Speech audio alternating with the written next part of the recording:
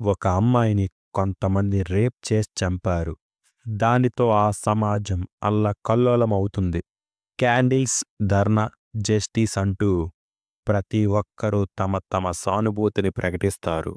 But అదే అమ్మాయి private video పొరపాటున బయటికి వచ్చిందంటే సానుభూతి అన్న పదం సమాజం డిక్షనరీ నుండి డిలీట్ అయిపోతుంది. ఒక్కసారి అదే జనాలు కత్తి లేకపోయిన మాటలతో కత్తిపోట్లు పెడతారు.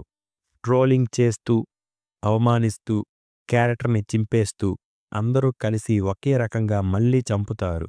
అసలు ప్రశ్న ఏమిటంటే, రేప్ చేసి చంపడం హత్య, ట్రోలింగ్ చేసి చంపడం హత్య కాదా? రేప్ చేసిన వాళ్ళకి శిక్ష ఉంది, ట్రోలింగ్ చేసిన వాళ్ళకు శిక్ష ఎందుకు లేదు? ఎందుకంటే ట్రోలింగ్లో రక్తం కనిపించదు, కానీ హింస మాత్రం ఉంటుంది.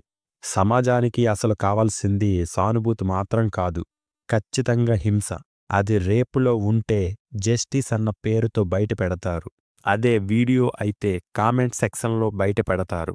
కానీ అందరూ కనిపెట్టని అసలు గమ్మత్తైన నిజం ఇదే. ట్రోలింగ్ చేసేవాడికి కోపం ఆ అమ్మాయి మీద కాదు, ఆ వీడియోలో ఉన్న అబ్బాయి మీద.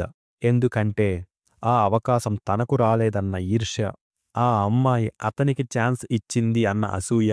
కానీ అబ్బాయిని డైరెక్ట్గా తిట్టడానికి గట్స్ ఉండవు.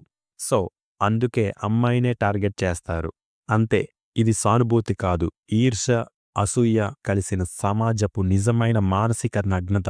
ఏఐ వచ్చిన తరువాత మానవ జాతి నాశనమైపోతుందని ఈ సమాజం అరిచి చెబుతోంది.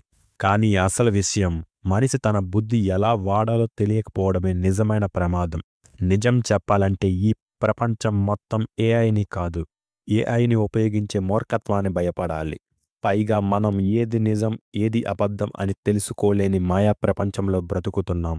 సమాజానికి ఇప్పటికీ అర్థం కానిది ఒకటే, ఏఐ అంటే మాయ కాదు, ఏఐ అంటే దెయ్యం కాదు, ఏఐ అంటే శాపం కాదు, ఏఐ అంటే మనిషి మెదడు చేసిన మరో పిచ్చి ప్రయోగం. మనం దాన్ని ఎలా వాడాలో తెలియకుండానే దాన్ని నాశనం చేసే శక్తిగా ట్రీట్ చేస్తున్నాం. మనిషి తెలివి తక్కువ, కానీ అతని ఓవర్ కాన్ఫిడెన్స్ ఎక్కువ. ఇదే మనిషి నిజమైన ట్రాజెడీ.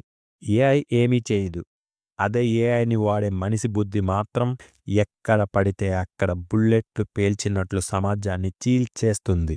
నిజానికి ఏఐ మనిషిని నాశనం చేయదు, మనిషి తన ఇగ్నోరెన్స్తో తనను తానే నాశనం చేసుకుంటాడు. So what I'm trying to say is, మనిషి అసలు ఎంత అర్థం లేనివాడో అది మరింత స్పష్టమవుతుంది.